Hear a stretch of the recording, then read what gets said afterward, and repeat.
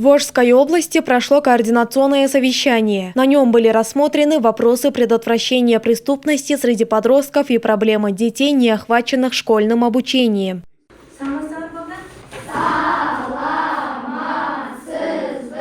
В Араванском районе школу не посещают 3 детей. По словам начальника районного отдела образования, один ребенок не может учиться по медицинским показаниям. Второй переехал из другого региона и не имеет необходимых документов. А бумаги 3-го ученика еще рассматриваются по месту прежнего обучения. В нашем районе проблему одного из детей мы решили совместно с районной администрацией. Он с начала этого года обучается в интернате. Еще один ребенок уже внесен в базу данных и начал учебу.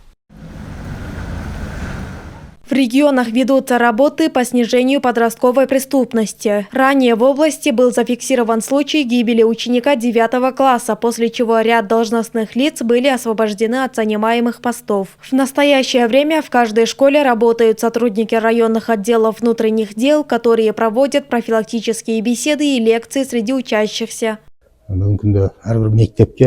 Орское областное управление внутренних дел назначило ответственных специалистов для контроля порядка в школах. Благодаря проводимой работе уровень преступности среди подростков снизился, но в районах все еще регистрируются случаи правонарушений. Например, в Алайском районе зафиксировано 5 таких фактов. Мы становимся свидетелями жестокого обращения с детьми, фактов насилия, а также случаев суицида. Сегодня мы обсудили эти вопросы с руководителями образовательных учреждений.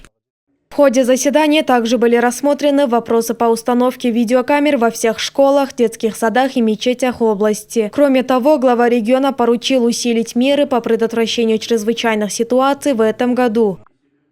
Айтунук Мамытова, Нурастан Бакытбеков, Мунарбек Арзыбек улы, ЛТ Рош.